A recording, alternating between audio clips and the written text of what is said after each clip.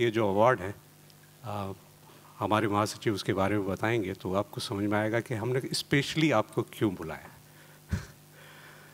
और हमारे एक और मेहमान हैं श्री जावेद सिद्दीकी साहब, 2 मिनट में बस आ रहे हैं। मैं ज़्यादा वक्त नहीं लूँगा। मैं अब इस पूरे अवार्ड फंक्शन की कमान SWA के महासचिव श्री जमा हबीब के हाथों सौंपता हूँ। श्री जमा हबीब।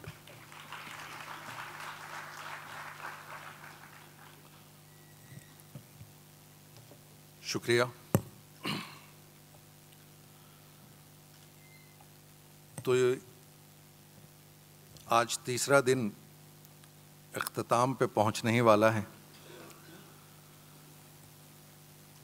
इंडियन स्क्रीन राइटर्स कॉन्फ्रेंस, जिसका आगाज़ हमने 2008 में किया था, 2008, 2010, 13, 16 और अब 2018 में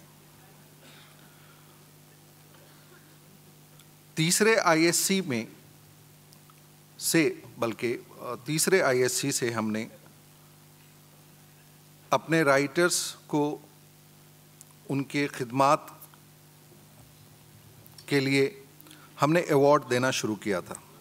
जावेद सिद्दीकी साहब आ गए हैं।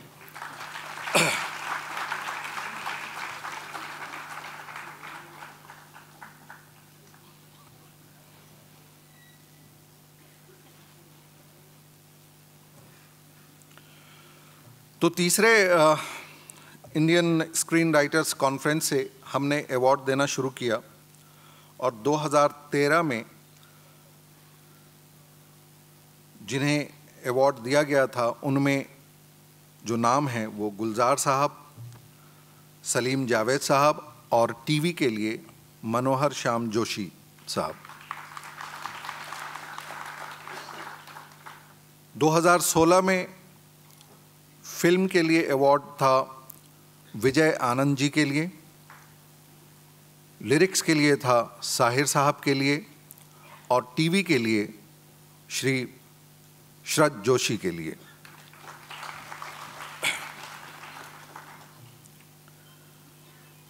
हम ये सिलसिला जारी रखेंगे आगे भी। इस बार जो पहला अवार्ड हम देने जा रहे हैं वो उस शख्स के लिए है जिन्होंने गीतों से हमारी ज़िंदगी को भर दिया था। मैं उन पे ज़्यादा नहीं बोलूँगा क्योंकि उस पे बोलने के लिए हमने एक लेजेंड पे बोलने के लिए लेजेंड को ही बुलाया है। और देखा जाए तो मैं समझता ही नहीं हूँ कि मेरी कोई औकात भी हो सकती है कि उन पे कोई बात करूँ। इसलिए अवार्ड के इस सिलसिले को बढ़ाते हुए सबसे पहले आप लोगों को एक 3 मिनट का AV दिखाया जाएगा। उसके बाद मैं गुलजार साहब को बुलाऊंगा। फ़िलहाल AV के आप देख लें, उसके बाद गुलजार साहब स्टेज पे आएंगे और शैलेंद्र जी के लिए कुछ कहेंगे। Thank you.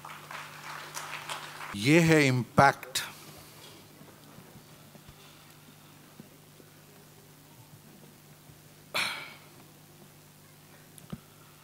अब नाम तो बता ही चुका हूं मैं और इनकी तारीफ में कुछ कहना सूरज को चिराग दिखाने वाली बात है। गुलजार साहब कौन नहीं जानता। गुलजार साहब को मैं उन्हीं की एक छोटी सी नज़्म से के साथ उनका इस्तकबाल करता हूं। सांस लेना भी कैसी आदत है, जिए जाना भी क्या रिवायत है। कोई आहट नहीं बदन में कहीं, कोई आहट नहीं बदन में कहीं, कोई साया नहीं है आँखों में। पाँव बेहिस हैं चलते जाते हैं, एक सफ़र है जो बहता रहता है। पाँव बेहिस हैं चलते जाते हैं, एक सफ़र है जो बहता रहता है। कितने बरसों से कितनी सदियों से जिए जाते हैं, जिए जाते हैं। आदतें भी अजीब होती हैं।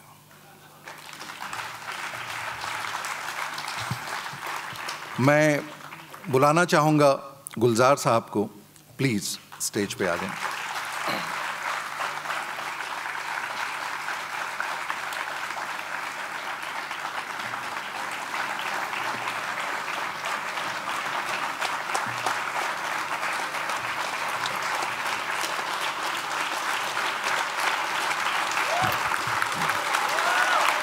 बहुत बहुत शुक्रिया, बहुत बहुत शुक्रिया तशरीफ़ रखी, तशरीफ़ रखी। बहुत बहुत शुक्रिया इस इज़्ज़त अफजाई का। और मेरे यहाँ हाज़िर होने की बहुत सी अहम और गैर अहम वजूहात में एक बहुत बड़ी वजह और सब बड़ी अहम वजह ये है कि मैं शैलेंद्र जी के नाम से यहाँ हाज़िर हुआ हूँ, जो मेरे दोस्त भी थे और गुरु भी थे।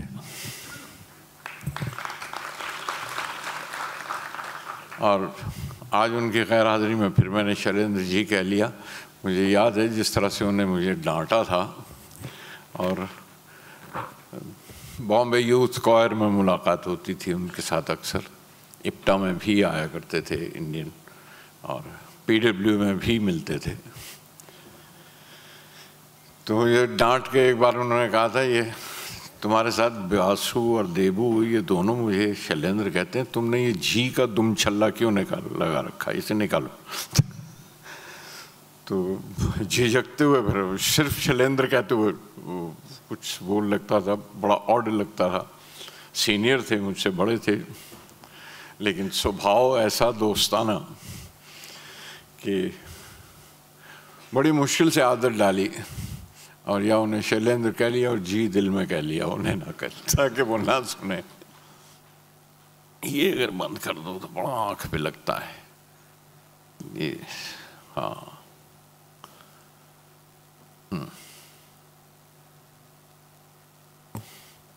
और दोस्ताना फिल्म से बाहर ही हुआ था इस तरह से। और मुझे याद है कि वजह आप सब जानते हैं, लिख चुका हूँ कई बार कह भी चुका हूँ, कैसे सचिंदा के साथ एक दफ़ा कुछ नाराज़गी हो गई, और उन्होंने कहा कि नहीं, हम शैलेंद्र ने क्या दूसरे राइटर के साथ लिखेगा, कोई भी राइटर ला के दो, हम नए राइटर के साथ लिखेगा, हम शैलेंद्र के साथ। देबू जो उनके यहाँ असिस्टेंट थे मुझे ले गए, लेके गए। मैं नियत नहीं थी फिल्मों में आके लिखने की अभी, और ख़ुद को इस काबिल भी नहीं समझता था कि अब इसके लिए बहुत मेहनत करनी पड़ेगी, बहुत कुछ सीखना पड़ेगा। नज़्म तो अपनी मर्ज़ी से कह ली, जब जी चाह कह ली। अब दूसरे की सिचुएशन पे कहो, दूसरे की कहानी पे कहो, दूसरे के किरदार पे कहो, और वो भी जब आपको वो नाप तोल के मीटर दे दिया गया कि इसी मीटर में, इसी लाइन पे, इसी धुन में कहो, और ख़ास तौर पे मुझसा बेसुरा जिसे गाना भी नहीं आता था, तो लगता था ये बड़ा मुश्किल काम है, वहाँ मत जाओ, उस तरफ जाओ, वरना खामखा पोल खुलेगी। और मैं इनकार कर रहा था जिस वक्त पे देबू ने जाके शैलेंद्र जी से कह दिया, और शैलेंद्र ने मुझे, अरे तुम समझते क्या हो, यहाँ फिल्म इंडस्ट्री में क्या सारे अनपढ़ रहते हैं यहाँ पे, जाओ जाके वहाँ बिमल के पास लोगों को काम नहीं मिलता, लोग वहाँ ढूंढते हैं, तलाश करते हैं, तो जाओ जाओ साथ में। And that's all, he gave me the order and the ticket to enter, and इस तरह फिल्मों में शामिल हुआ। तो मेरी इंडस्ट्री में दाखिल होने की वजह भी वही थे, और इसलिए कहता हूँ कि उनसे सीखा भी बहुत था, तो गुरु भी थे, और दोस्ताना भी हो गया, और मैं चला गया, और मुझे मीटर भी थमा दिए गए। और उसके ऊपर जब मैंने गाना लिखा था, पहला गाना था, मोरा गोरा अंग ले दे, मोहे श्याम रंग दे दे। उसके बाद एक और वाक़या हुआ छोटा सा, कि सचिंदा की कोई वजह हुई, सुलह कल नहीं वो शैलेंद्र को बुलाओ, हम उसके साथ लिखेगा, हम नहीं आया। तो बिमल रॉय एंड सचिंदर बर्मन और एक सेम एज पे, और दो बुजुर्ग हमारे सामने बैठे हुए, लड़ भी लेते थे, अटखेलियाँ भी करते थे, और पान मांगे तो नहीं देंगे, तुमको पान नहीं देगा, तुम ऐसा करो पहले। तो ये सारा चलता था उनके दरमियान। तो शैलेंद्र को वापस बुलाया गया, तो उन्हें शैलेंद्र को बड़ा ज़रा सा अटपटा लगा कि गुलजार तुम्हारा गाना पसंद भी आया, लोगों को अच्छा भी बनाए। तो मैं कहा देखिए, वो कुर्सी पे रुमाल रखा हुआ है, जाइए रुमाल उठाइए और बैठ जाइए, वो आप ही की जगह, बिल्कुल जैसा मैं जावेद साहब के लिए अब भी कर रहा था यहाँ बैठा हुआ हॉल में। और बहरहाल वो बैठ गए। तो अल्लाह ने उसके बाद मुझसे कहा कि तुम जानता हूँ तुम गाने नहीं लिखना चाहते थे, आने से पहले कहा था, लेकिन तुम वापस वहाँ जहाँ काम कर रहे हो, एक मोटर गैरेज में मैं काम करता था, कि वहाँ नहीं जाओगे, तुम इधर आओ हमारे साथ असिस्टेंट हो जाओ। So in so many ways the fate turns you, and it won't be wrong अगर मैं कहूँ कि my fate was presented to me by Shailendra, and I came to films, जहाँ से रिकग्निशन भी मिली और जहाँ से रोजी रोटी भी मिली और जहाँ आप जैसे दोस्त भी मिले, और ऐसे ऐसे चेहरे अमर हैं जिनके साथ अभी तक चल रहा हूँ। I came to the industry and Shailendra ji के साथ उठना बैठना पहले भी था और फिर और बढ़ता गया। A committed man to ideology, a committed communist, a party member, as I was discussing with his children. So was Salil Chaudhary, so were some others, बहुत से लेफ्टिस्ट थे उस वक्त इंडस्ट्री में जो कमिटेड थे, और वो ट्रेड यूनियन के साथ जुड़े हुए थे। शैलेंद्र रेलवेज में थे और रेलवे ट्रेड यूनियन में बड़े एक्टिव मेंबर, बहुत ही एक्टिव मेंबर। तो not only a film lyricist, he was a poet of the people and a poet of the protest. उनकी जो नज़में हैं, उनकी कविताएं हैं जो प्रोटेस्ट की, और तो आवाम में और जाके वो पढ़ा करते थे जलसे में, वो एक और बहुत बड़ी सतह है जो शैलेंद्र का मुकाम है, वो उससे भी एक और ऊंचा मुकाम है जहाँ वो बिलोंग करते थे और जहाँ के से वो फिल्मों में आए थे लिखने के लिए। हम उन्हें उन नज़मों से भी जानते थे, कविताओं से भी जानते थे, और फिर उनके ये गाने, एक कमिटेड आदमी जो एक आइडियोलॉजी के साथ कमिटेड है, उसका अपना अस्तित्व, उसका अपनी आइडियोलॉजी, उसके अपने ख्यालात, वो जहाँ पे उसका बिहेवियर भी, जो भी बर्ताव भी होगा, वो वैसे ही होगा जो उसकी अपनी कन्विक्शन है, और उसकी शख्सियत उसके काम में झलकती है। वही आवाम की ज़बान, जो आवाम की ज़बान के साथ वो जुड़े हुए थे बाहर, वो उनकी फिल्मी गानों में भी नज़र आती है। वो ज़बान कहीं से उठाई हुई, चुराई हुई या मांगी हुई या उधार ली हुई नहीं है, वो उनकी अपनी अंदर की ज़बान है, उनके दिल की और दिमाग की, जो उनके संस्कारों में बसी हुई थी, जो उनका कल्चर था, जो उनकी सभ्यता थी। इसलिए आपको वो सुनाई देता है, मेरा जूता है जापानी, ये पतलून इंग्लिस्तानी, सर पे लाल टोपी रूसी, फिर भी हिंदुस्तानी।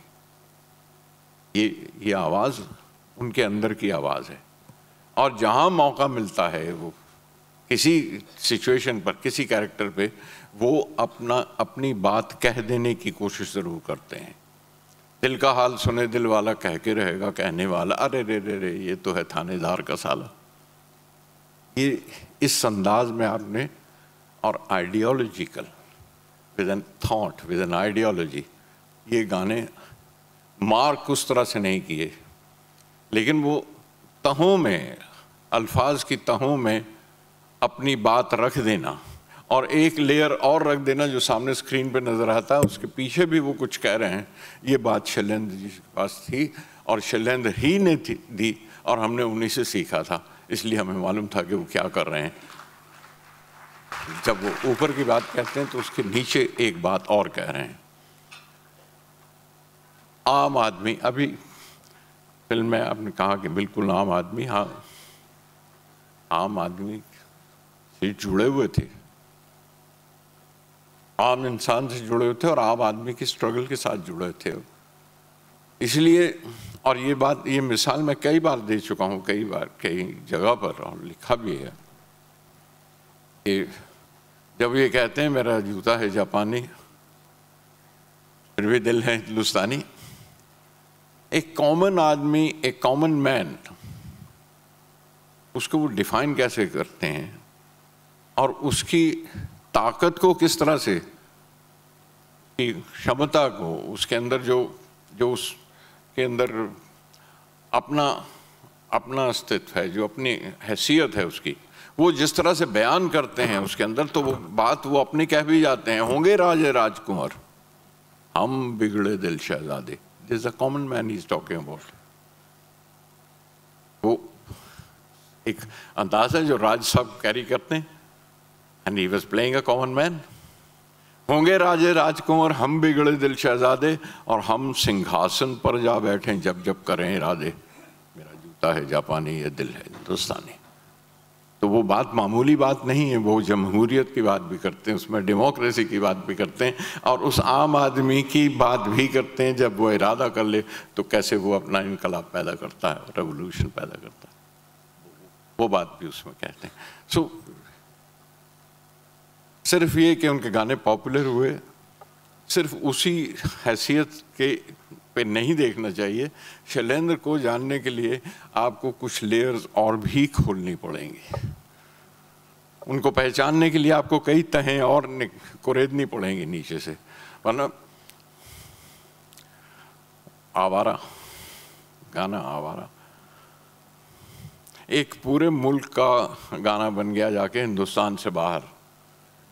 ये ना उससे पहले हुआ था ना आज हुआ। उसमें राज साहब बस probably the diamond for him, जिससे वो चमक पैदा हुई, और उनके गीत और उनके गाने वहाँ तक पहुँचे और उनके अल्फाज वहाँ तक पहुँचे, लेकिन वो उनके मानी जाने बगैर ये नहीं हो सकता कि कोई भी लाइन, कोई भी गाना, कोई भी गीत इस तरह आवाम की ज़बान बन जाए। और वो भी पूरे रूस में आज तक गाते हैं।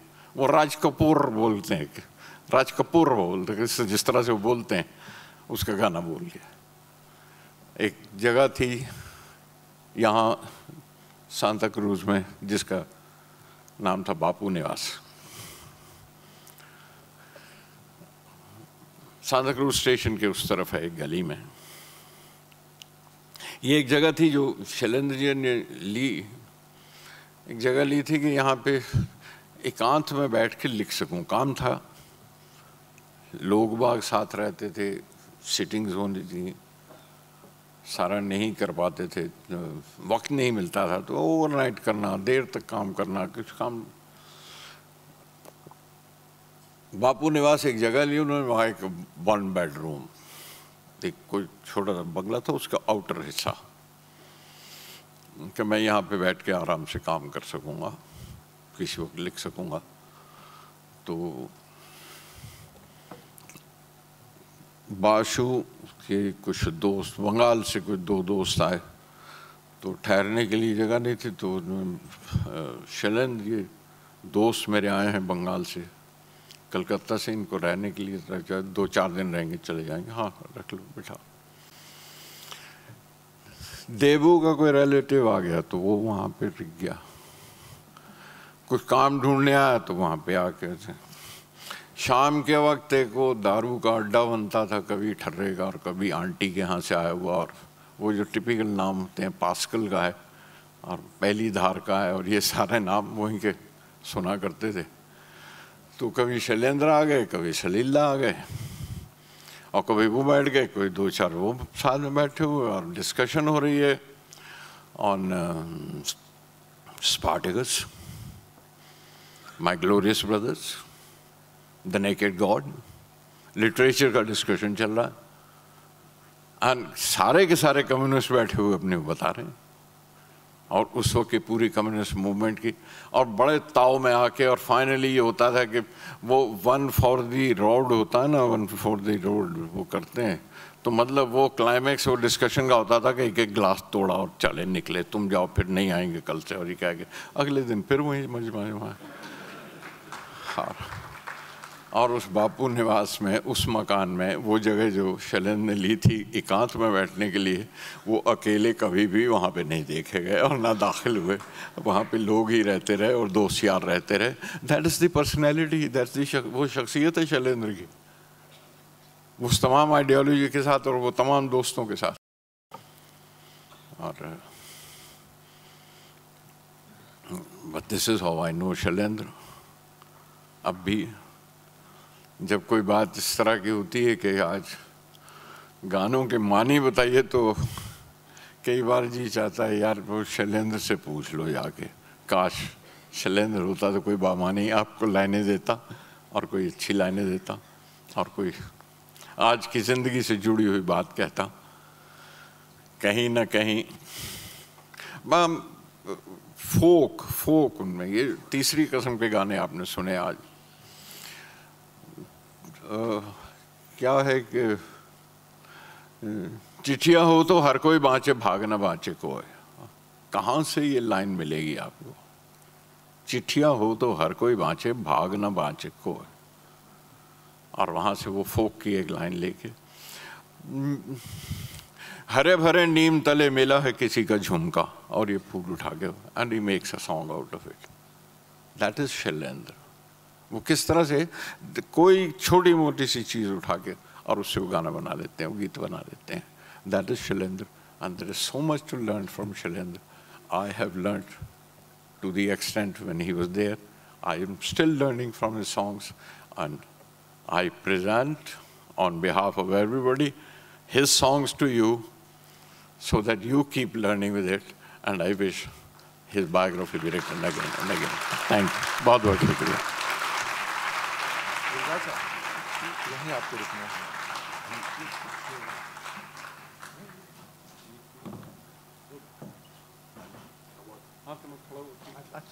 नहीं मैं बात बैठना।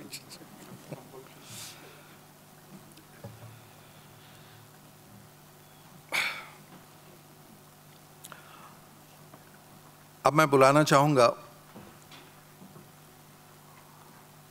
उससे पहले ये ज़रूर कहना चाहूँगा कि शैलेंद्र जी के जो गीत हैं और उन गीतों का कपूर फैमिली से जो एक रिश्ता है वो कभी भी भुलाया नहीं जा सकता है। राज कपूर जी की फिल्मों के लिए जितने गीत उन्होंने लिखे हैं शायद उतने दूसरों के लिए नहीं लिखे होंगे, और यही वजह है कि जब हमने रणधीर कपूर साहब से बात की और वो फ़ौरन उन्होंने कहा कि बिल्कुल मैं ज़रूर आऊँगा, मैं SWA की तरफ से उनका बहुत बहुत शुक्रिया अदा करता हूँ और उनको स्टेज पे बुलाना चाहूँगा। Please come here sir.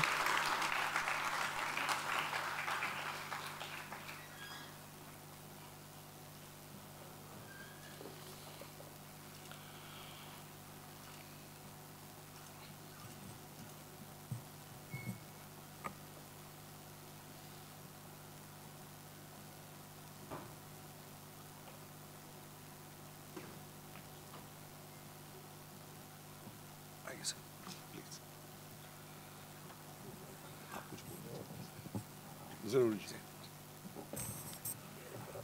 मैं स्क्रीन राइटर्स एसोसिएशन का बहुत आभारी हूं कि उन्होंने मुझे एक मौका दिया कि मैं शैलेंद्र जी के बारे में कुछ कह सकूं, उनके बच्चों को, उनके परिवार को। ये मेरे दुर्भाग्य है कि मैंने शैलेंद्र जी के साथ किसी फिल्म में काम नहीं किया। मेरे फिल्मों में आने से पहले वो चल बसे थे, बट शैलेंद्र जी को मैं सबसे महान गीतकार, लिरिसिस्ट मानता हूँ फिल्म इंडस्ट्री में। जो उनका योगदान है फिल्म इंडस्ट्री में लोग कभी नहीं भूलेंगे। मैं शैलेंद्र जी का हाथ जोड़ के बहुत आभारी हूं और उनके परिवार को शुक्रिया कहना चाहता हूं कि उनके पिता ने मेरे पिता को अमूल्य योगदान दिया है अपने गीतों से।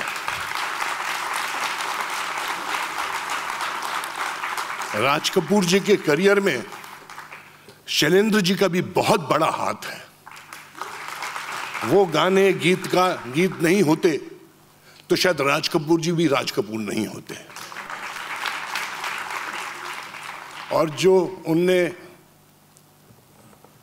बहुत पॉपुलर फिल्में बनाई हैं उन दिनों में जो आज तक चलती हैं, उनमें भी शैलेंद्र जी का बहुत बड़ा हाथ है।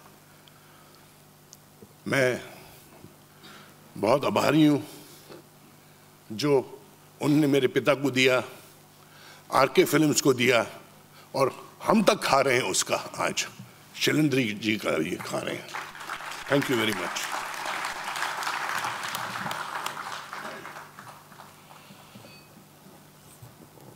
अब मैं अवार्ड रिसीव करने के लिए शैलेंद्र जी के बड़े बेटे श्री मनोज शैलेंद्र जी को बुलाता हूं स्टेज पे। प्लीज आएं।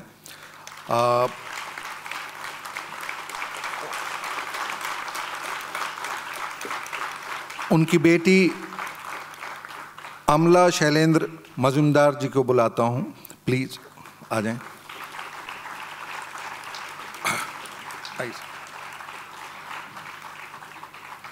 और उनके छोटे बेटे श्री दिनेश शैलेंद्र जी को बुलाता हूं। आप लोगों को ये बता दूं कि जब मनोज जी को, जो लॉस एंजलिस में रहते हैं, वहाँ जब पता चला, वो सिर्फ इस अवार्ड को रिसीव करने के लिए वहाँ से आए हैं। उनकी बेटी आमला जी, वो दुबई में रहती हैं, वो इस अवार्ड को रिसीव करने के लिए यहाँ आई हैं। दिनेश जी जो मुंबई में हैं और लेखन और डायरेक्शन से जुड़े हुए हैं, कमल हसन जी की कई फिल्में लिखी, कुछ फिल्में डायरेक्ट भी की हैं।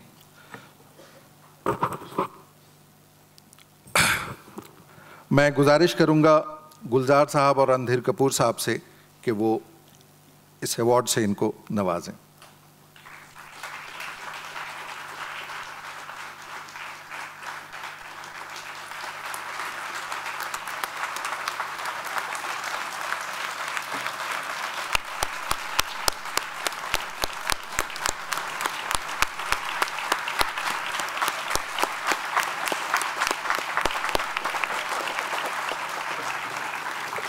मनोज जी, आप कुछ कहना चाहेंगे?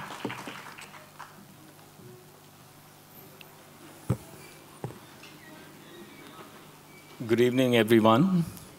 To all the members of Screenwriters Association, Gulzar Saab and Randir ji, thank you from the bottom of our heart, from each member of the Shailen family. This award means a lot, and as was mentioned earlier, I flew down from San Francisco just to receive this award, only for one reason. This award is being given in recognition of my father's work by his peers. And what can be better than that? Thank you to all of you.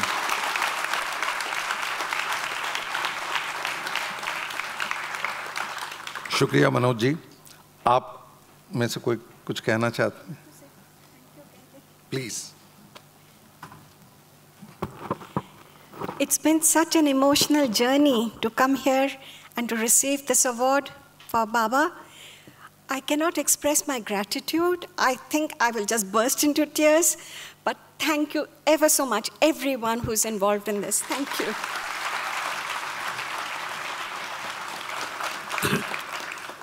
Namaskar.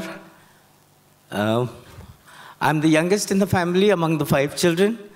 So I take this opportunity for thanking my parents for having had more than 3 or 4 children. Thank you. शुक्रिया, बहुत बहुत शुक्रिया।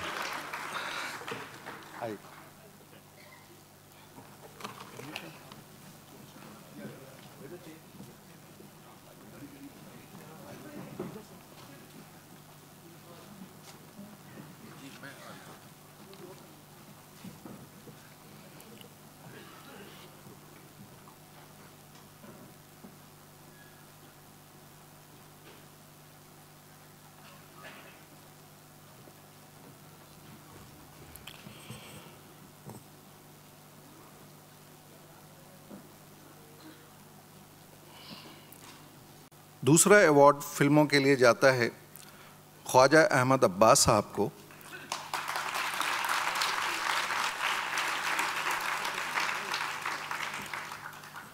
Again ये सब ऐसी शख्सियत हैं जिन पे मैं कुछ नहीं कह सकता हूँ। सबसे पहले हम एवी देखते हैं, उसके बाद मैं बुलाना चाहूँगा कमलेश पांडे जी को। पहले एवी देखते हैं। ख्वाजा अहमद अब्बास साहब पे कुछ कहने के लिए मैं आमंत्रित कर रहा हूँ श्री कमलेश पांडे जी को। कमलेश पांडे जी हमारे फॉर्मर जनरल सेक्रेटरी रहे हैं। आप फिल्म लेखक भी हैं। तेज़ाब, चालबाज, रंग दे बसंती जैसी फिल्में इन्होंने ही लिखी हैं। मैं आवाज़ दे रहा हूँ श्री कमलेश पांडे जी को, प्लीज़।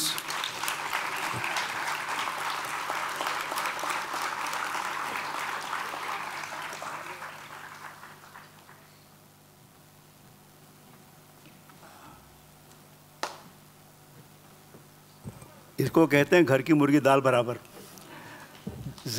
हमको मेरी फिल्मों के नाम तक याद नहीं थे पूरे। एनीवे, पहली बात तो शुक्रिया SWA का कि मुझे गुलजार साहब की लाइन में खड़ा किया। जिस मुकाम तक मुझे पहुंचने में अभी वक्त लगेगा बहुत। जहाँ तक अब्बास साहब का सवाल है, आपने जानकारी तो आपको मिली गई है काफ़ी कुछ एवी से। मैं अपनी जो मेरा व्यक्तिगत जो भी उनके साथ एक अजीब सा रिश्ता रहा है, जिनको मैं कभी मिला नहीं ज़िंदगी में, मैं उसकी बात करना चाहूँगा।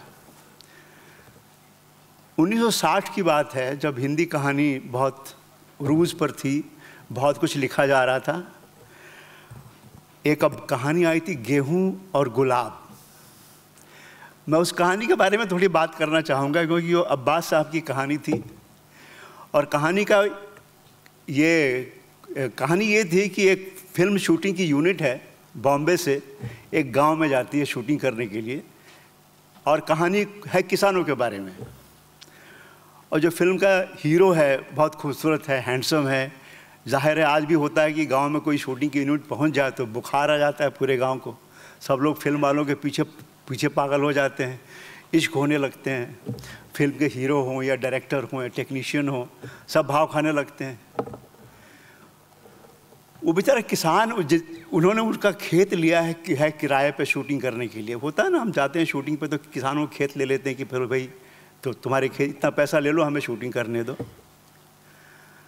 अब होता ये है कि बीच में बरसात शुरू होने वाली हो जाती है और फसल पक के खड़ी है, गेहूं की फसल पक के खड़ी है, बरसात शुरू होने वाली है और बेचारा किसान परेशान है कि बरसात हो गई तो मेरी फसल बर्बाद हो जाएगी। अब क्या होगा? अब जो फिल्म का निर्देशक है उसको आखिरी सीन शूट करना है, तब फिल्म पूरी हो जाएगी। अब सवाल ये है कि फिल्म की शूटिंग इम्पॉर्टेंट है कि फसल का कटना इम्पॉर्टेंट है। फिल्म यानी कि गुलाब, फसल यानी कि गेहूं, इसलिए नाम था गेहूं और गुलाब। और ये उसमें विजुअल कमाल का था कि जो हमारी आर्क लाइट्स होती हैं, रात के वक्त वो आर्क लाइट्स ऑन करके खेतों की कटाई होती है। शूटिंग नहीं होती, खेतों की कटाई होती है। ये जो एक विज़न था उस आदमी का, उस शख्स का, कि भले आप एक एंटरटेनमेंट की दुनिया में काम कर रहे हैं, मनोरंजन की दुनिया में काम करने हैं, मगर जो सोच है, जो आपकी ज़मीन से जुड़ी हुई सोच है, जहाँ मज़दूर है, किसान है, छोटे लोग हैं, मामूली आदमी हैं, मुझे लगता है इस सोच को हमारी फिल्मों में लाने का बहुत बड़ा जिम्मा जो है वो अब्बास साहब का है। उसके पहले शायद एक आध फिल्में ऐसी बनती रही होंगी, ऐसी बात नहीं है। और सिर्फ ये इतना ही नहीं कि उन्होंने अपनी फिल्मों में, मैं मानता हूँ कि राज जी की फिल्मों में जो भी ये सोच आई, चाहे आप उसको समाजवाद कह लें या मामूली आदमी की फ़िक्र या सोच कह लें, वो मुझे लगता है अब्बास साहब की देन है। अब्बास साहब का इसकी सोच है जो वहाँ तक पहुँची है। चाहे आवारा हो, C420 हो, 50 दूसरी फिल्में हैं, मेरा नाम जोकर हो, जागते रहो, अनहोनी हो, बहुत सारी फिल्में होंगी। तो मैं मानता हूँ कि अब्बास साहब ने जो कुछ दिया, राज कपूर शायद बहुत ज़्यादा लिखे पढ़े नहीं थे, पर उसमें इतनी समझ ज़रूर थी जो आज हमें नहीं मिलती देखने को अपने प्रोड्यूसरों में, कि भाई जो लेखक है उसके साथ क्या रिश्ता होना चाहिए। आज मैंने सुना भी है कि राज कपूर ने जितना समय अब्बास साहब के साथ गुजारा होगा शायद अपने परिवार के साथ भी नहीं गुजारा होगा। रात दिन उनके साथ बैठे रहते थे। एक साठे साहब भी थे जो उनके साथ बैठ के लिखते थे, और एक समझ थी कि नहीं भाई, इसी मुल्क में अगर फिल्म बनानी है तो ये जो सोच है जिसके बारे में मुझे कुछ पता नहीं, ये सोच मुझे लेखक से मिलनी चाहिए, और वो लेखक थे अब्बास साहब। कुछ और भी बातें हैं जो मैं थोड़ा बाद में बात करूंगा, मगर मैं अपनी व्यक्तिगत जो बातें हैं कि मैं जब तेज़ाब लिख रहा था, जब मुझे मिला एन चंद्रा वो एक कुछ आइडिया लेके आए कि यार ये तेज़ाब करनी है, तो मैंने सुना आइडिया उनका। मैंने कहा यार संधू, दिस कुड बी आवारा ऑफ 90s। बोले व्हाट डू मीन आवारा ऑफ 90s? मैंने कहा देख, अगर राज कपूर जिंदा होते, मैं 1988 की बात कर रहा हूँ जब ये फिल्म शुरू हुई थी, अगर राज कपूर जिंदा होते और आज अगर आवारा बनाना चाहते तो तेज़ाब होती। कैसे? अगर आपने फिल्म देखी हो तेज़ाब और आवारा भी अगर देखी हो, और नहीं देखी हो तो आपका दुर्भाग्य है। इससे बड़ा दुर्भाग्य हो नहीं सकता आपका अगर आपने आवारा नहीं देखी तो। हमने जानबूझ के राज कपूर को ट्रिब्यूट दिया तेज़ाब में। उदाहरण के लिए मैं एक दो उदाहरण दूंगा, क्योंकि वो जो कुछ फिल्में हैं जो अब्बास साहब ने लिखी हैं वो हमारे डीएनए में, हमारे खून का हिस्सा है। वो सोच जो है कि हम आखिर फिल्में लिखते क्यों हैं, क्या हम नौटंकी वाले हैं, क्या है, या सिर्फ एंटरटेनमेंट हमारा काम है। मुझे याद है महात्मा गांधी फिल्मों के बिल्कुल खिलाफ थे। मेरा ख्याल है ज़िंदगी में जहाँ से भी खुशी मिलती है, आनंद मिलता है, महात्मा गांधी उस सब के खिलाफ थे। तो एक फिल्म बनी थी राम राज्य के जो थे उनके निर्माता, उन्होंने महात्मा गांधी को बोला कि आप आइए मेरी फिल्म देखिए, राम की कथा पे है। गांधी जी बोले मैं फिल्म देखने जाऊँ, मतलब मुझे इस देश को आज़ादी दिलानी है, मुझे और भी काम है। नहीं गए, क्योंकि उनके लिए फिल्में कुछ नीची चीज़ें थी। अब्बास साहब ने महात्मा गांधी को जवाब लिखा जो छपा अखबारों में। वो जवाब आप कब के लिए पढ़ने की चीज़ है। अब्बास वो पहले शख्स थे जिन्होंने फिल्म को सम्मान दिलाया कि फिल्म का जो व्यवसाय है वो कितना इज्जतदार व्यवसाय है, कितना अहम व्यवसाय है, कितना ज़रूरी व्यवसाय है। ये कोई नीची निगाह से देखने वाली चीज़ नहीं है ये फिल्म है। आप सबको वो उनका जवाब कहीं न मिले तो पढ़ना चाहिए जो लिखा जवाब अब्बास साहब ने। और फिर गांधी जी आखिर राजी हुए, उन्होंने राम राज्य देखी, शायद अकेली फिल्म उन्होंने देखी ज़िंदगी में, पहली बार और आखिरी बार। ये अब्बास साहब काम था कि उन्होंने फिल्म को एक ऐसे आदमी तक पहुंचाया जो शायद फिल्मों से घृणा करता होगा। दूसरी बात, मैं वापस आता हूँ तेज़ाब पे। उसमें एक सीन है कि वो अनिल कपूर की एंट्री है, मुन्ना बस्ती में घुसता है और दरवाजे बंद हो जाते हैं, खिड़कियाँ बंद हो जाती है, रास्ता खाली हो जाता है, लोग घरों में घुस जाते हैं, क्योंकि गुंडा है। और ये सीन पूरी तरह कॉपी था आवारा के सीन से, जिसमें जब आवारा का विलन केएन सिंह गली में आता है तो दरवाजे बंद हो जाते हैं, खिड़कियाँ बंद हो जाती है, रास्ते खाली हो जाते हैं, सब लोग घरों में घुस जाते हैं। और मैं कहना ये चाहता था उस सीन से, हालांकि किसी पत्रकार ने, किसी रिव्यू राइटर ने उसका जिक्र तक नहीं किया, कि 25 सालों में, आज़ादी के बाद 25 सालों में हमारा मुल्क वहाँ पहुँच गया है जहाँ विलन की एंट्री हीरो की एंट्री बन गई है। और भी उसमें और भी सीन, जो एक सी बीच पे सीन है आवारा में राज कपूर नरगिस का, जहाँ वो उसको आवारा बदतमीज़ी वगैरह कुछ कहती है और उसको बाल पकड़ के समझती क्या है, बड़े बाप की बेटी, ये कर दूंगा वो कर दूंगा। मैंने सीन रखा उसमें बाकायदा अनिल कपूर और माधुरी के बीच में, हैदराबाद वाले लोकेशन पे। तो आज ये हाल है कि हम जो भी कुछ लिखते हैं, हम पूरी कोशिश ये रहती है कि नहीं यार, हम अब्बास की संतानें हैं। अब्बास ने जो फिल्में लिखी, सारी फिल्मों के नाम आपने देखे होंगे, हमारे खून में घुस गई हैं वो फिल्में। और हम उससे अलग लिख भी नहीं सकते, हमारी मजबूरी है। मैं तो मानता हूँ कि अब्बास एक जरासीम है, एक रियली जरासीम है फिल्म लेखक के लिए, और अगर आपके अंदर घुस जाएं तो भैया आप, भगवान भी आपका कुछ नहीं कर सकता। क्योंकि हर लिखने में से कि मैं क्यों लिख रहा हूँ, क्या इससे क्या होने वाला है, क्या किसी को समाज में मेरी फिल्म देख के कुछ रिएक्शन आएगा, कुछ उसकी होगी कुछ सोच आएगी, कुछ वो सोचेगा, कुछ करेगा। नहीं, बस 2 घंटे का टाइम पास है मेरे लिए। अभी भी फिल्में वही हैं जो असली फिल्म शुरू होती है जब आप थिएटर से बाहर निकलते हैं। अगर फिल्म आपके साथ रहती है थिएटर के बाद भी, तब सच में फिल्म किसी काम की है, नहीं तो कोई मतलब नहीं, नहीं तो कोई मतलब नहीं। उन्होंने फिल्में बनाई भी, मुन्ना है, धरती के लाल है, आसमान महल है, 11,000 लड़कियां हैं, शहर और सपना है। अगर आप वो फिल्में देखें, इस आदमी का दिमाग खराब है। जहाँ सब लोग ये अलग तरह की फिल्में बना रहे हैं, ये बंदा अपनी लाइन में लगा हुआ है। तो एक सोच, अगर आपके अंदर एक समाजवादी सोच या कोई भी एक सोच है, विचार है कि हाँ मैं एक समाज का हिस्सा हूँ और एक फिल्म लेखक के तौर पे मेरी एक जिम्मेदारी है, मैं सिर्फ रोटी नहीं कमा रहा हूँ, मैं सिर्फ अपने काम के पैसे नहीं ले रहा हूँ, मैं एक ऐसे माध्यम के लिए काम कर रहा हूँ जो गरीब से गरीब और अमीर से अमीर तक पहुँचता है पूरी दुनिया में, जिनको शायद लिखना पढ़ना भी नहीं आता, और मैं जो लिखता हूँ उन तक पहुँचता है और उनकी सोच को बदल सकता है। तो अब्बास ने फिल्म लेखक को मकाम दिलाया। खुद साहित्यकार थे, पत्रकार भी थे। उनका जो एक आता था लास्ट पेज, आज़ाद कलम या ऐसा कुछ नाम था, वो आता था ब्लिट्स में। अब तो खैर वो अखबार भी नहीं बचा, मगर हम लोग उसको धार्मिक किताब की तरफ पढ़ते थे कि यार इस हफ्ते अब्बास साहब ने क्या लिखा है, क्योंकि उस समय की जो भी समस्या होती थी समाज में। आज हम टीवी पे न्यूज़ देखते हैं, अखबार भी पढ़ते हैं, कहीं कोई एक आवाज़ नहीं है अब्बास के मुकाबले की, जो अपने समय के बारे में, अपने समय के हालात के बारे में वो लिखे और बोले जो उन्होंने लिखा और बोला उस वक्त।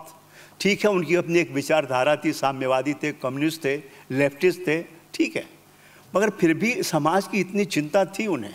और हम सब यहाँ पे फिल्म लेखक हैं, लिखने वाले ही हैं, और हमारे लिए मेरे ख्याल है अब्बास एक बहुत बड़ा उदाहरण है। और मैं एक आखिरी बात जो मैं ज़रूर कहना चाहूँगा, जिसका मैं साक्षी हूँ, आप लोग नहीं होंगे। 2012 में जब मैं महासचिव बना एसोसिएशन का और ऑफिस आना शुरू किया, तो मुझे एक दस्तावेज मिला, हैंड रिटन दस्तावेज। वो दस्तावेज क्या था? मिनिमम बेसिक कॉन्ट्रैक्ट, अब्बास साहब की अपनी राइटिंग में लिखा हुआ, जो आज तक अप्रूव नहीं हुआ है। हम लोग भी लगे हैं कई सालों से, हम सब लोग लगे हैं कि भाई वो मिनिमम बेसिक कॉन्ट्रैक्ट लेखक के लिए होना चाहिए, गीतकारों के लिए होना चाहिए। अब्बास ने उसमें रेट तक लिखे हैं, कहानी का क्या रेट होगा, स्क्रीन प्ले का रेट क्या होगा, डायलॉग का रेट क्या होगा, गाने का रेट क्या होगा, रॉयल्टी तक, रॉयल्टी भी कितनी होनी चाहिए, वो सब डिटेल में लिखा है अब्बास साहब ने, एक दस्तावेज। और मैं मानता हूँ कि वो जो दस्तावेज है, हम जब भी अपना MBC minimum basic contract draft लेके जाएं, हमें उसको भी लेके जाना चाहिए कि देखो ये आज से 50-60 साल पहले, पता नहीं वो किस सन की बात है जब वो इन्होंने लिखा होगा, ये अब्बास साहब लिख के गए थे। और अभी तक इस मुल्क की इतनी हिम्मत नहीं हुई, या इस फिल्म इंडस्ट्री की इतनी हिम्मत नहीं हुई कि सब इस एग्रीमेंट को, इस कॉन्ट्रैक्ट को अपनी गवाही दे, इसे अप्रूव करे।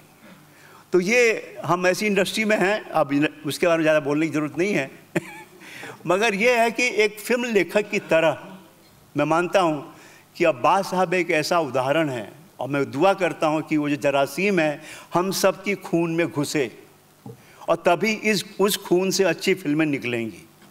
मेरी तो कोशिश हमेशा रहती है, बाकी आप लोगों पे धन्यवाद।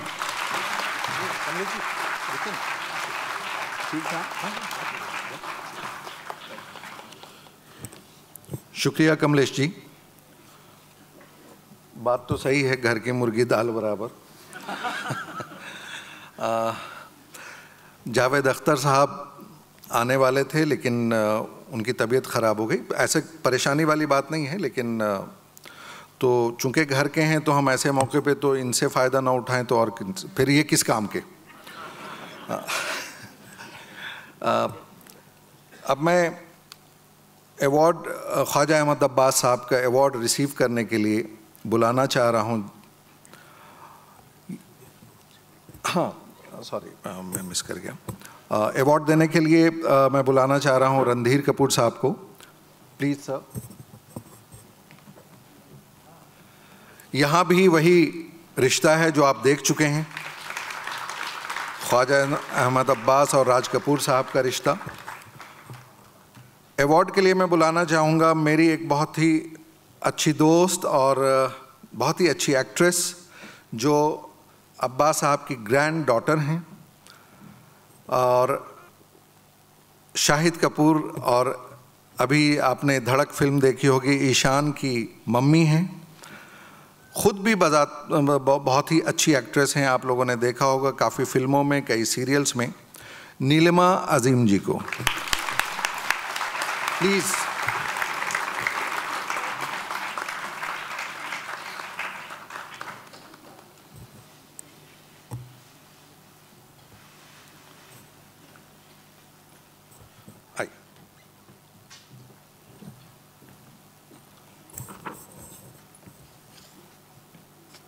रणधीर जी और कमलेश जी अवार्ड प्रेजेंट करेंगे नीलिमा जी को।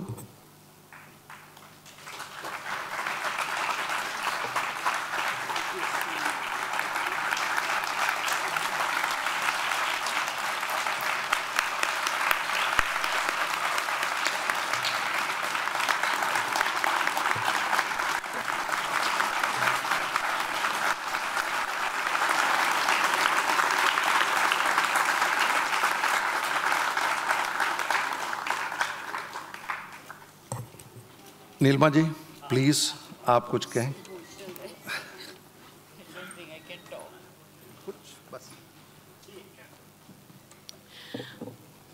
Good evening, ladies and gentlemen, friends, and all the veterans and the great icons here.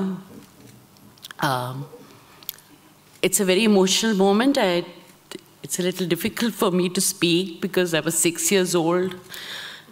And my father, when he started Blitz, Gulzar Saab knows, Adab Gulzar Saab, Javed Saab. Anwar Azim Saab, when he started the Urdu Blitz with B.K. Karanji, at that time we started living in Bombay. And I studied in Besant Montessori School. And I remember his involvement with Raj Kapoor Sahab and Inder Raj Anand, Vasant Sate Saab. I remember all that. I remember all the wonderful people at that time. मैं छोटी सी थी और हम लोग Besant Montessori school से अपने नाना के घर पे आ जाते थे। मेरे मम्मी या नाना थे, but he was the only nana I knew, and he was a wonderful grandfather. कभी भी उनको महसूस होता था कि बच्चे जो हैं कुछ खामोश हो गए हैं, तो इतना he was so funny and mischievous with us. बैठते थे, फ़लसफ़ा डिस्कस करते थे, और ऐसे ही हम लोगों ने बस पता भी नहीं चला हमें कि हम कला की दुनिया में आ गए हैं। We have absorbed music, dance, literature, theatre from him, and my wonderful father, Anwar Azim Saab. I remember him. I remember Mambachu Chacha. I used to call him Mambachu Chacha. So I'm very honored. I'm very honored. Thank you.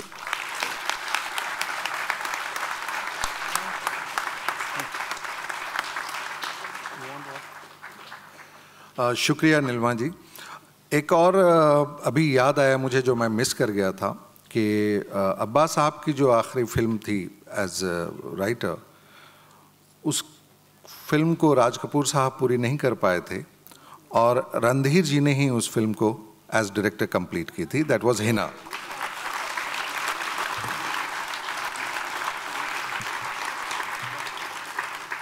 Thank you so much sir. Please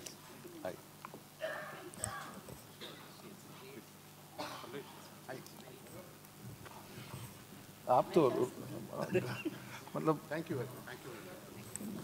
घर की मुर्गी मतलब पतीले से बाहर ही नहीं निकल रहे हैं आप।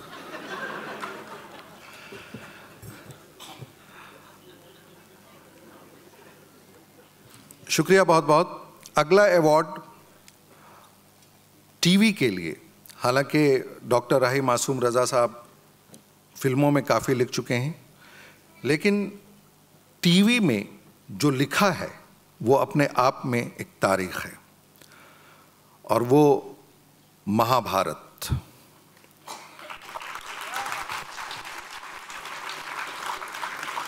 अभी बात करते करते एक और एक खुशी महसूस हो रही है कि ख्वाजा अहमद अब्बास साहब और डॉक्टर राही मासूम रज़ा साहब का ताल्लुक़ अलीगढ़ यूनिवर्सिटी से रहा है। मैं खुद भी वहीं का हूँ, तो बड़ा फ़ख्र महसूस हो।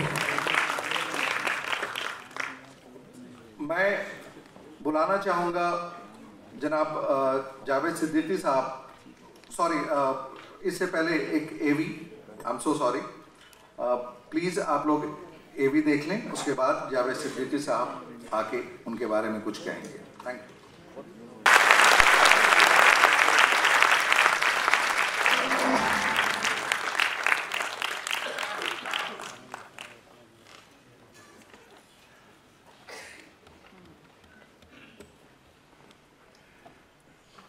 अब मैं बुलाना चाहूँगा जावेद सिद्दीकी साहब को स्टेज पर। जावेद सिद्दीकी साहब भी तारुफ का मोहताज नहीं हैं। आपने बाजीगर, दिलवाले दुल्हनिया ले जाएंगे, लम्हे, शतरंज के खिलाड़ी जैसी मशहूर फिल्में लिखी, कामयाब फिल्में लिखी हैं। मैं तो बहुत कम नाम दे रहा हूँ। इसके अलावा थिएटर भी लिखा है, अदब भी लिखा है।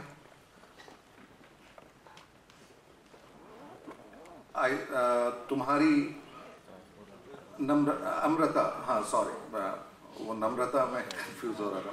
हाँ नहीं, वो मेरी नहीं थी। तुम्हारी अमृता एक प्ले जो फारूक शेख साहब और शबाना आज़मी करती आई थी, वो जावेद सिद्दीकी साहब ने लिखा है। मैं दावत दे रहा हूँ जावेद सिद्दीकी साहब को, प्लीज़ सर।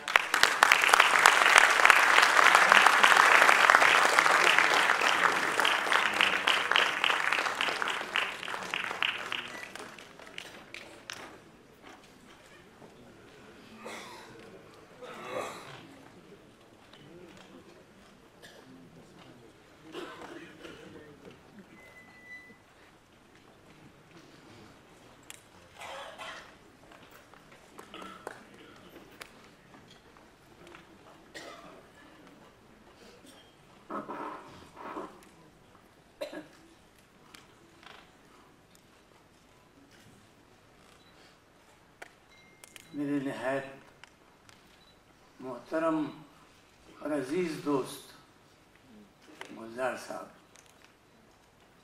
अजीज़ों और दोस्तों, मैं सबसे पहले स्क्रीन राइटर्स एसोसिएशन को मुबारकबाद दूं कि उन्होंने ये 3 दिन की कॉन्फ्रेंस करके बहुत बड़ा एहसान किया है फिल्म राइटर्स के ऊपर।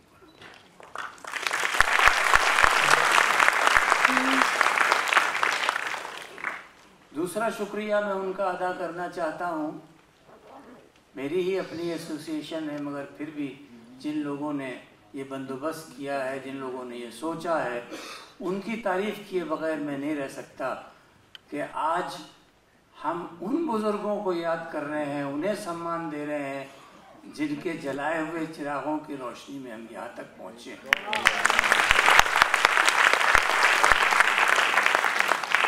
मुबारकबाद के मुस्तहक हैं आप लोग।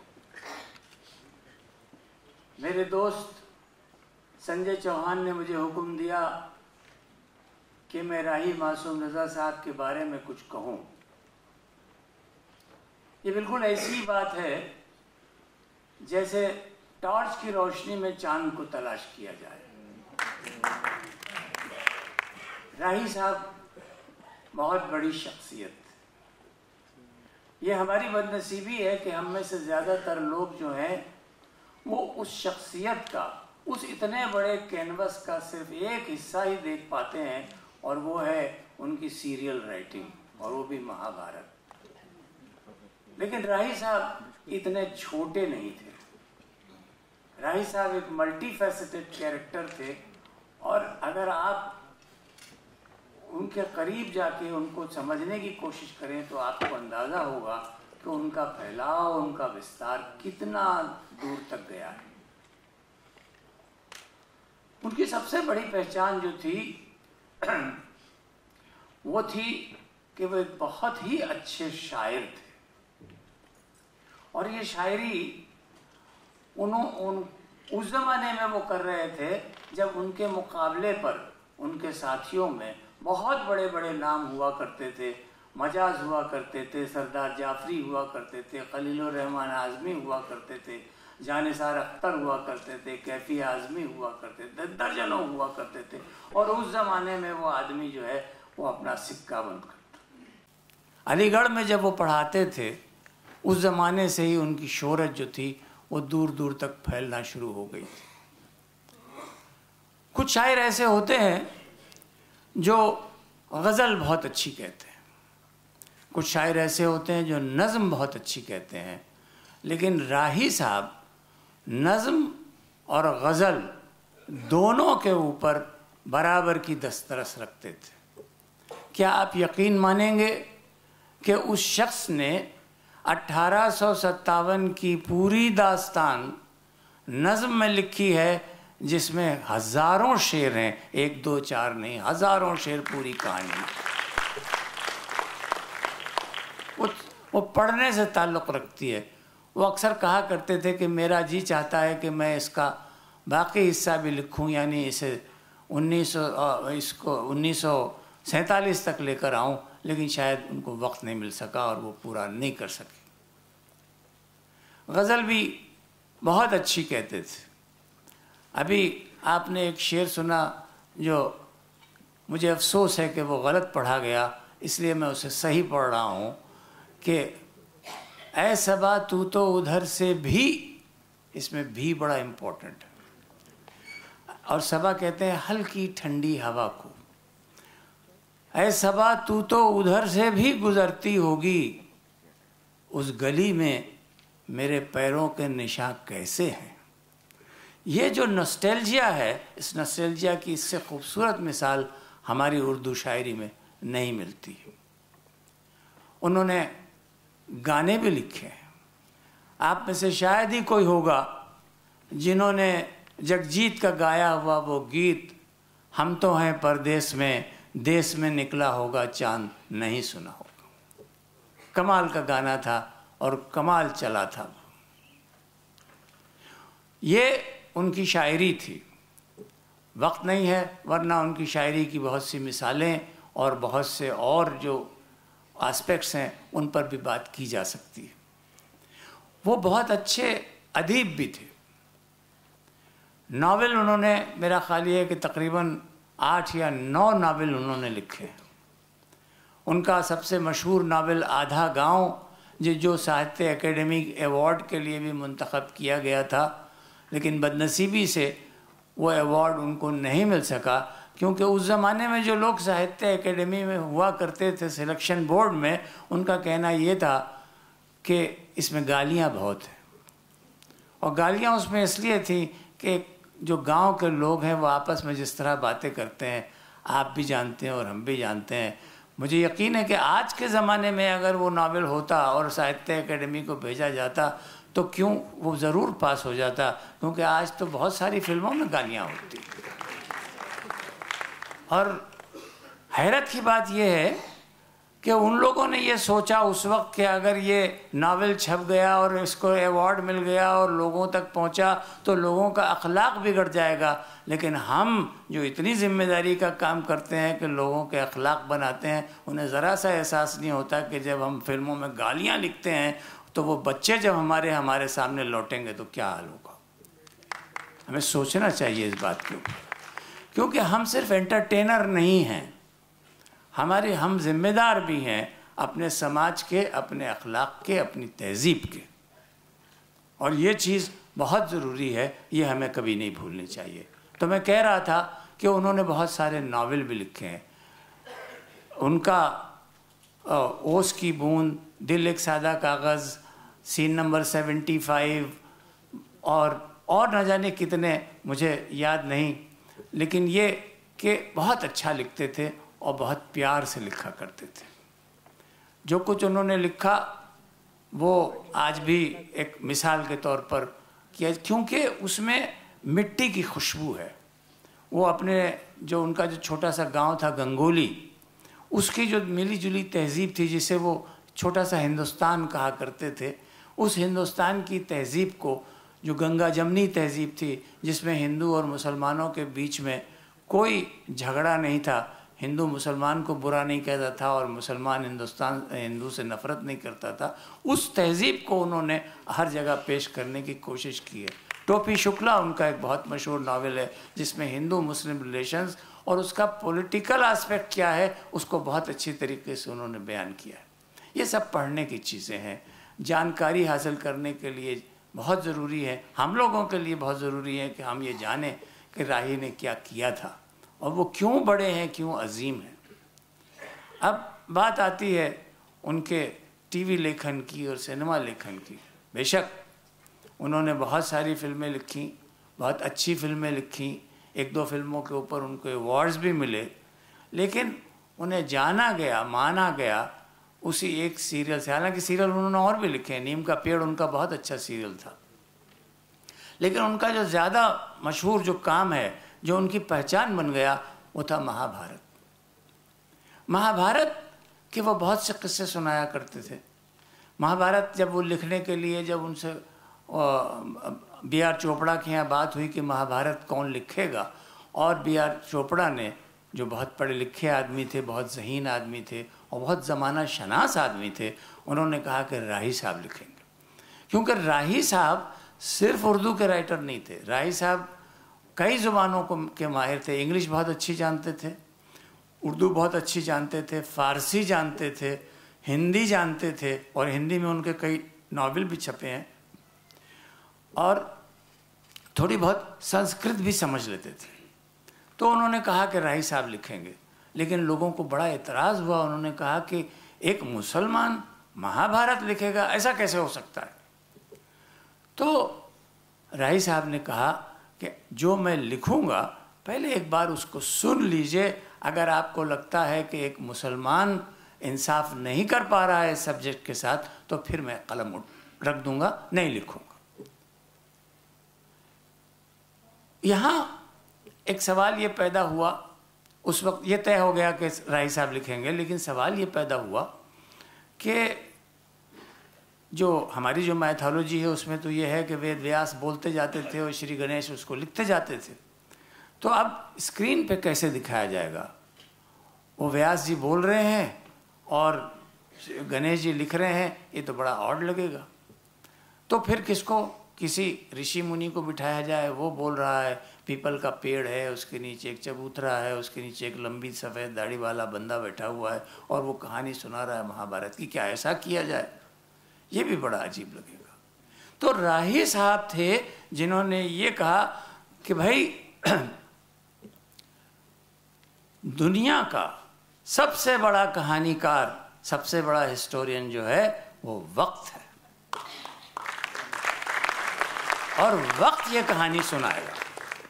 इसलिए जब महाभारत शुरू होता है तो मैं समय हूँ कि जो आवाज़ आती है, आप पता नहीं आप में से कितनों को याद होगा, लेकिन मुझे अच्छी तरह याद है कि जब ये आवाज़ शुरू होती थी तो एक कर्फ्यू जैसा लग जाता था, सड़कें खाली हो जाती थी और लोग जो थे वो होटलों में जाके बैठ जाते थे, क्योंकि होटलों में उस वक्त सिर्फ एक प्रोग्राम चलता होता था होटलों के टीवी में, और वो था महाभारत। ये उसकी पॉपुलैरिटी थी।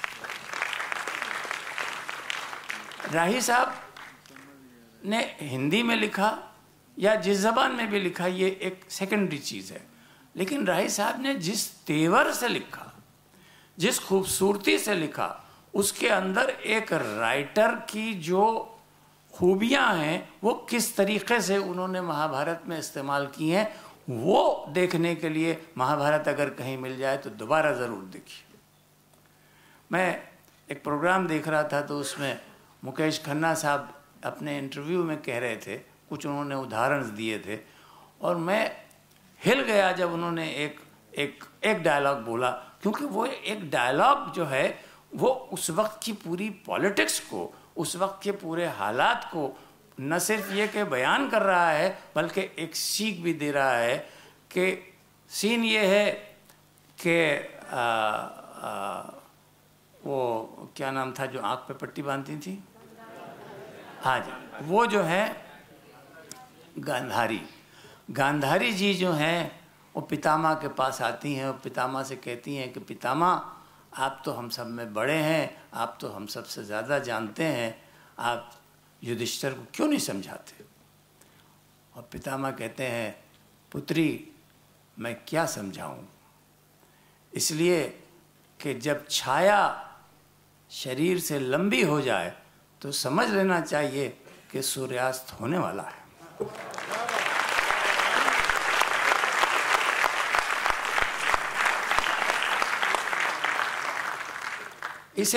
इसे कहते हैं कुल्हड़ में दरिया भरना, कि ये इतने छोटे से जुमले के अंदर उन्होंने पूरा एक इतनी बड़ी बात जो थी वो पितामह की ज़बान से उन्होंने कहलवा दी। वो बेपनाह लिखने वाले, बहुत अच्छे लिखने वाले थे और आपको ताज्जुब होगा कि बड़े अजीब तरीके से लिखते थे। हम और आप उस लिखने के उस अंदाज का तसव्वुर नहीं कर सकते। बैंड स्टैंड पर उनका फ्लैट हुआ करता था, मेरा ख्याल है देवदूत में, तो वो शायद 2 बेडरूम हॉल का वो था। हॉल के अंदर सामने अपने राही साहब का गद्दा, 1-2 गाँव तकिए, और राही साहब उसके ऊपर आधे लेटे आधे बैठे, 4-6 फाइलें चारों तरफ बिखरी हुई हैं और वो लिखे, आधे लेटे आधे बैठे उसके ऊपर वो लिख रहे हैं। एक वक्त में 4-4 चीज़ें लिखा करते थे, मतलब नावल भी लिखा जा रहा है, फिल्म के डायलॉग भी लिखे जा रहे हैं, सीरियल भी लिखा जा रहा है, आर्टिकल्स भी लिखे जा रहे हैं, दोस्तों को ख़त भी लिखे जा रहे हैं। एक फाइल उठाया, दूसरा रखा, दूसरा उठाया, तीसरा रखा, इस तरीके से करते हैं। यही नहीं, घर में शोर हो रहा है, माशाअल्लाह भरा पूरा घर था, बेटे थे, बेटियां थीं, बीवी थी, बच्चे थे, सब थे, तो 13-14 आदमी हुआ करते थे। तो उनकी बीवी जो है वो गाने सुन रही हैं, बच्चे आपस में लड़ रहे हैं, शोर मचा रहे हैं, नौकर जो है उनका अलग टंटा चल रहा है कि क्या पकेगा, क्या खिलाया जाएगा, कोई आ रहा है, कोई जा रहा है, और एक पोता जो है नदीम का बेटा, वो उनके पीठ पे चढ़ा हुआ घोड़ा खेल रहा है और राही साहब लिख रहे हैं। उन्होंने खुद एक मर्तबा बताया था कि कोई प्रोड्यूसर थे, वो राही साहब को कश्मीर ले गए कि राही साहब ये बड़ी अच्छी जगह है, एकांत में बैठ के आप यहाँ लिखिए, बहुत अच्छा लिखा जाएगा। राही साहब कोई 18-20 दिन वहाँ रहे, जो खाली कागज़ लेके गए थे खाली कागज़ लेके चले आए। तो आपने लिखा क्यों नहीं? कहने लगे भाई देखो, जब तक वो बैकग्राउंड में मेरे घर की आवाज़ें नहीं हो मैं नहीं लिख सकता।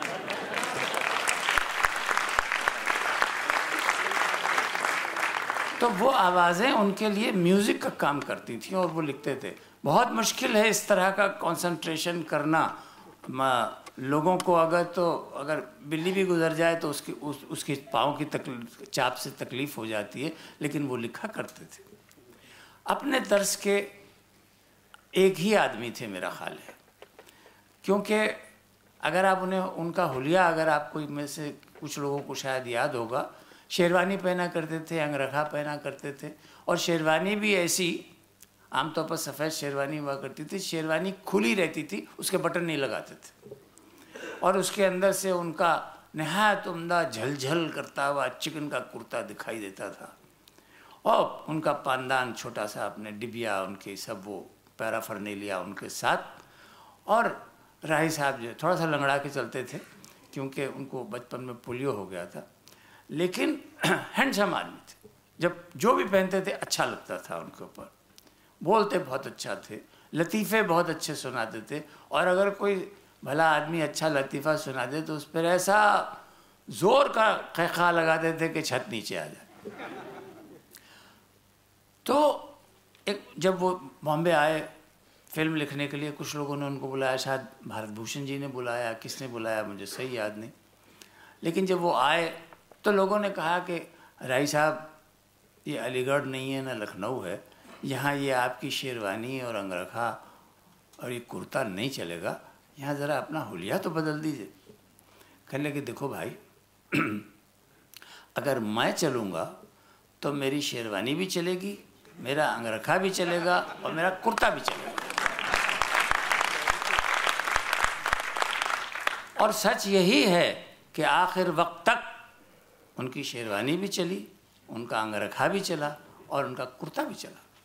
किसी ने ये नहीं कहा कि राही साहब आप ये क्या कपड़े पहन कर आप आए हैं। वो उनकी एक पहचान थी, एक अदा थी उनकी। मेरी उनसे मुलाकात बड़ी अजीब तरीके से, बड़ा एक, अगर आप फिल्मों में हम अक्सर ऐसा करते हैं और हीरो हीरोइन की मुलाकात जो है वो झगड़े से शुरू होती है, तो हम दोनों की मुलाकात भी झगड़े से शुरू हुई थी। और हुआ ये था कि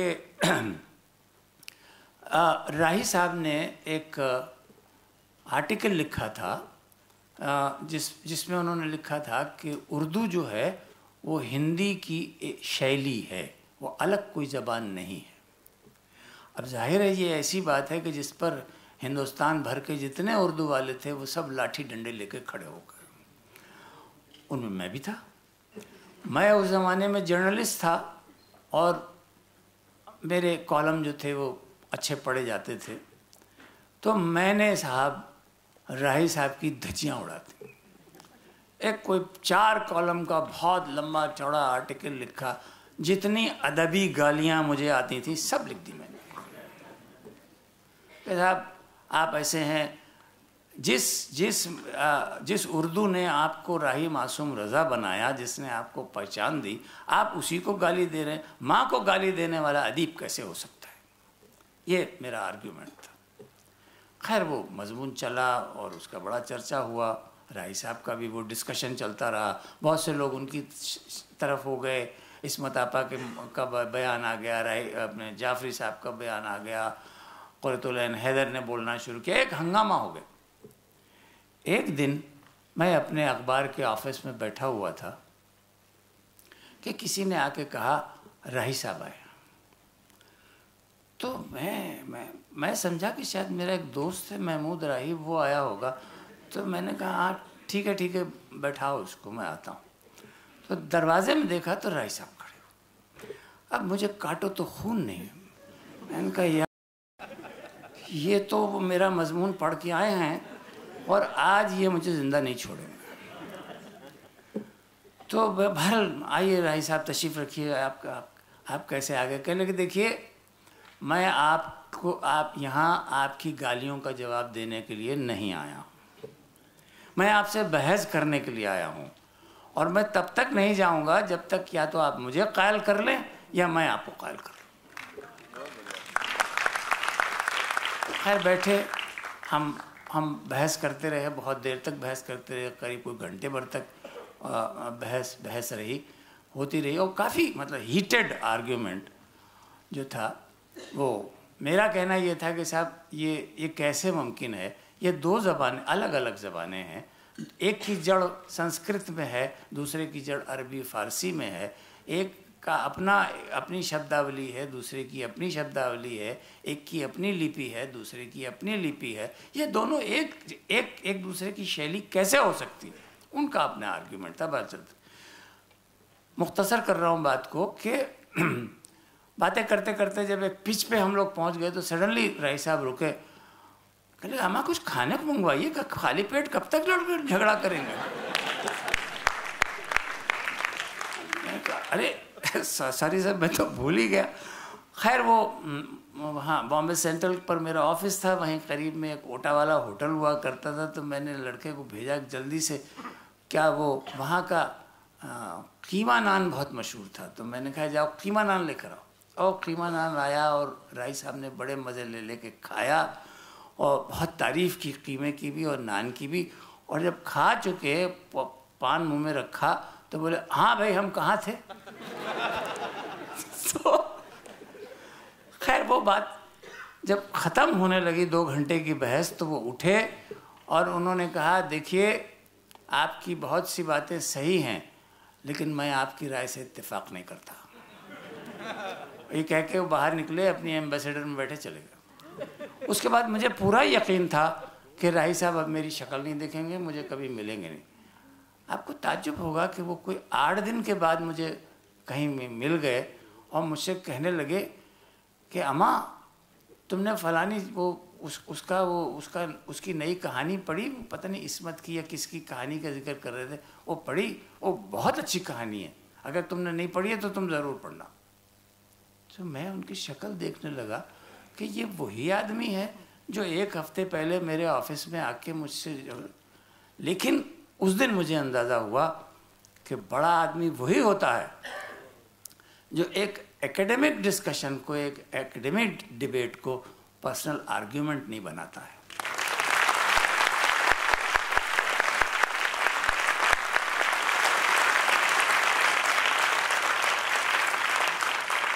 उसके बाद बहुत सी मुलाकातें हुई, 2-4 बार मैं उनके घर भी गया और वो बहुत सारी ऐसी बातें भी उन्होंने बताई कि जो मेरे लिए बाद में एक तरीक़े से मशाल साबित हुई। एक मरतबा उन्होंने मुझसे कहा कि मैं एक किस्सा सुनाया, कहने लगे कि तुमको मालूम है कि मेरी जो बहुत मशहूर फिल्म है मैं तुलसी तेरे आंगन की, उसका जो कन्फ्रंटेशन का सीन है जिसकी बड़ी तारीफ़ की जाती है, जैसे कोट किया जाता है, जो वहीदा जी और आशा पारिक जी के बीच में है, कहने लगे वो जब मैंने लिखा तो ऐसा मैंने अपना दिल निकाल के कागज़ पर रख दिया। कोई 7 पेज का उन्होंने वो सीन लिखा। तो राज खोसला जो उसके डायरेक्टर थे वो आए और राही साहब ने बड़े जोश से कहा कि राज सीन सुनो, और राही साहब ने सीन सुनाया तो राज खोसला, और जब सीन सुना चुके तो राज खोसला से पूछा कैसा लगा, तो उन्होंने कुछ बहुत ज़्यादा अच्छा रिस्पांस नहीं दिया, बड़ा ल्यूकवार्म सा, कहने लगा हाँ ठीक है राही साहब, आप एक काम कर सकते हैं। और उनका हाँ बोलिए क्या काम। कहने लगे देखिए मैं जहाँ जहाँ बोलता हूँ वो टुकड़े आप निकाल दीजिए, बाकी रहने दीजिए। हाँ ठीक है। राही साहब ने दोबारा पढ़ना शुरू किया, राज जी ने बताया ये काट दीजिए, ये काट दीजिए, ये काट दीजिए, उन्होंने बहुत सारा काट दिया। जो 7 पेज का सीन था वो 2 पेज का रह गया। राही साहब का कहना है कि जब मैंने वो 2 पेज का सीन पढ़ा तो मुझे ये अंदाज़ा हुआ कि सीन तो यही कह रहा है, बाकी 5 पेज तो लफाजी थी, वो बेकार के अल्फाज मैंने भर रखे थे, सीन का जो सारांश है वो इन 2 पेज में है। फिर उन्होंने मुझसे कहा एक बात याद रखना जायद मियाँ कि फिल्मी गीतों की तरह फिल्म के डायलॉग का भी एक मीटर होता है।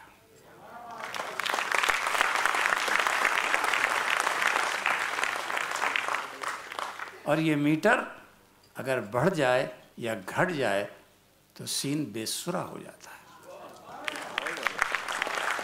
तो ये राही साहब, अब राही साहब के बारे में और भी बहुत कुछ कहा जा सकता है, सुना जा सकता है, लेकिन ये कि मैं समझता हूँ कि राही साहब की जो सबसे बड़ी खूबी थी वो ये थी कि उन्होंने एक ऐसे माहौल में जो पूरा कमर्शियल माहौल था उसमें अपनी वैल्यूज़ को ज़िंदा रखा।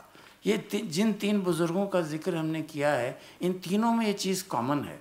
आप देखिए अब्बास साहब में भी, शैलेंद्र जी में भी और राही साहब में भी, कि उन्होंने अपनी वैल्यूज़ को अपने तरीक़े से हम तक पहुंचाने की कोशिश की। मेरी दरख्वास्त है, और बड़े अदब से दरख्वास्त है अपने एसोसिएशन से कि इस किस्म के छोटे छोटे सेमिनार या सिम्पोजियम्स किए जाएं जिसमें इन लोगों के काम को एनालाइज किया जाए, ये समझने की कोशिश की जाए कि ये लोग ये जादू कैसे दिखाते हैं। क्योंकि मुझे यकीन है कि अगर ऐसा किया गया तो हम में फिर कोई ना कोई शैलेंद्र, कोई ना कोई अब्बास, कोई ना कोई राही पैदा होगा।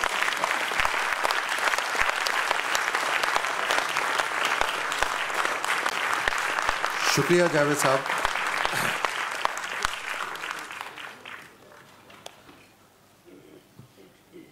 अब मैं बुला रहा हूं स्टेज पे राही साहब के फर्जंद नदीम खान साहब को और उनकी बहू पार्वती खान। हाँ, नदीम साहब सिनेमेटोग्राफर हैं, पार्वती जी बहुत अच्छी सिंगर हैं। प्लीज। साथ ही मैं आवाज दे रहा हूं रणधीर जी को। Sir please.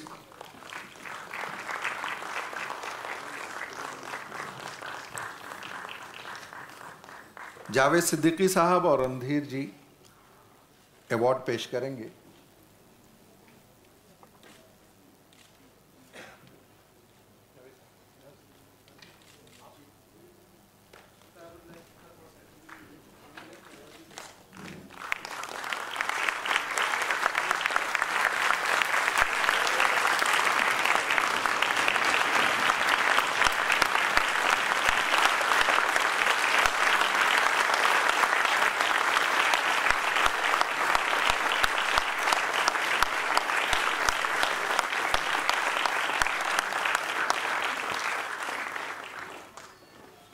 Thank you. Nadeem साहब, आप कुछ कहना चाहेंगे? प्लीज।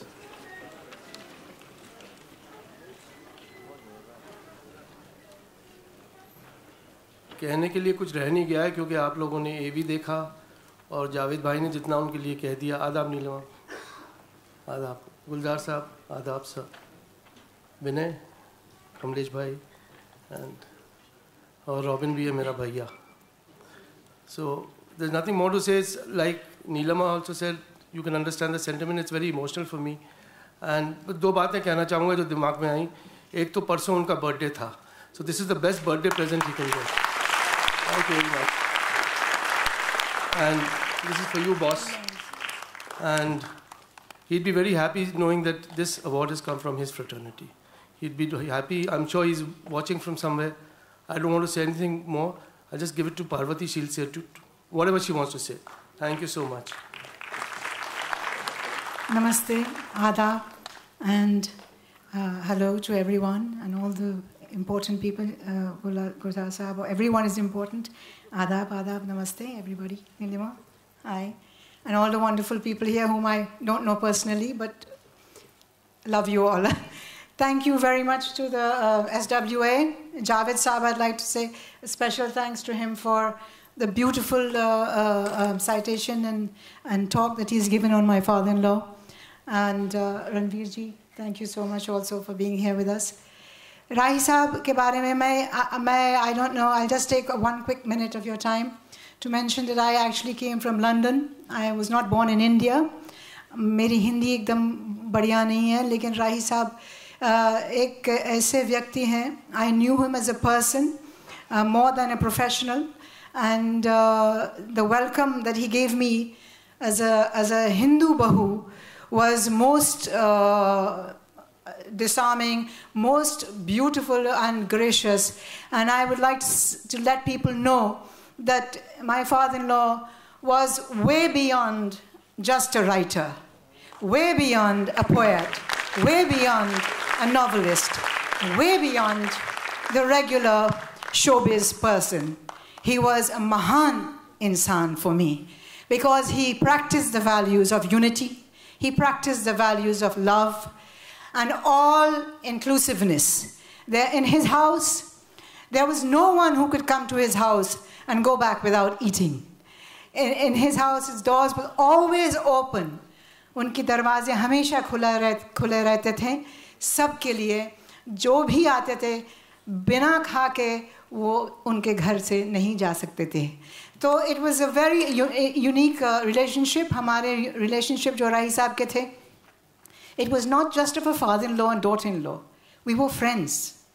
हम बहुत छोटी उम्र के थे, लेकिन हम लोग दोस्तों थे। सबसे बड़ी बात ये है। एंड उनकी जितने भी गज़लें उन्होंने लिखी वो मुझे दिया था कंपोज करने के लिए, और हमेशा मेरी आवाज़ में बुलाते थे और सुनते थे घर पे। उनके पास एक ब्यूटीफुल कंपोज़र शान जो सिंगर है, उनके फादर मानस मुखर्जी, वो कंपोज करते थे उनकी एक फेवरेट गज़ल। 2 लाइन अगर आपकी इजाज़त है तो सुना देती हूँ, 2 line.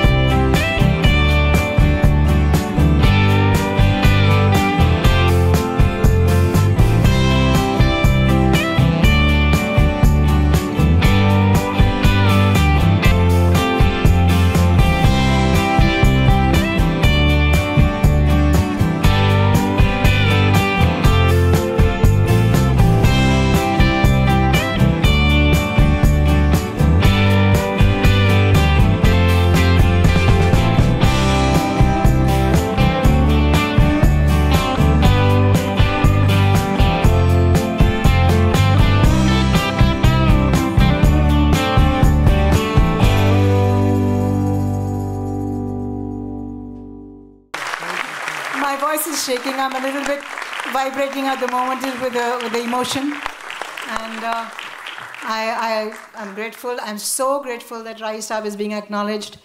So many years after he has passed on, so many इतने साल के बाद उनके fraternity ने उनको याद किया। बहुत बहुत बहुत शुक्रिया, बहुत धन्यवाद। और आप सबको अल्लाह और भगवान खुश रखें, एकता रहे हमारे देश में, यही मेरी प्रार्थना है।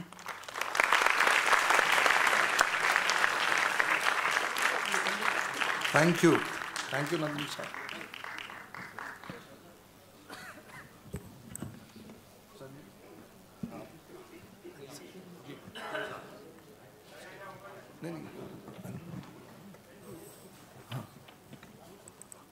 आप सबका बहुत बहुत शुक्रिया। जावेद सिद्दीकी साहब का, रणधीर जी का, गुलजार साहब का, संजय।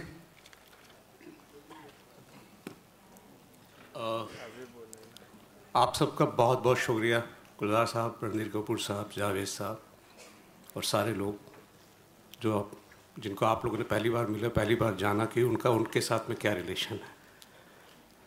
हम लोगों के लिए भी ये बहुत इमोशनल मोमेंट है, और इतने बड़े लेखकों के ज़रिए हमने दोबारा जाना। ख्वाजा अहमद अब्बास साहब, शैलेंद्र साहब, राही साहब हमारे अंदर ज़िंदा रहेंगे, ये हम यकीन दिलाते।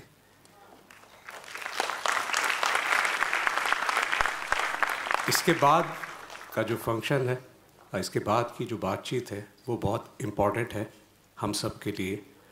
और स्टेज पे मैं बुलाना चाहूँगा हमारे ईसी मेंबर श्री अंजुम राजौरी को। भाई पीछे वाले जो हट जाओ, जरूरत करते नहीं आज के लिए लोग। थैंक यू गुलजार साहब। उस्ताद के बगैर तो मैं सिर्फ पूछ रहा हो गए ना। थोड़ा पीछे से हट जाना। मैम या वन मोर मैम मैम या मैम या थैंक यू मैम।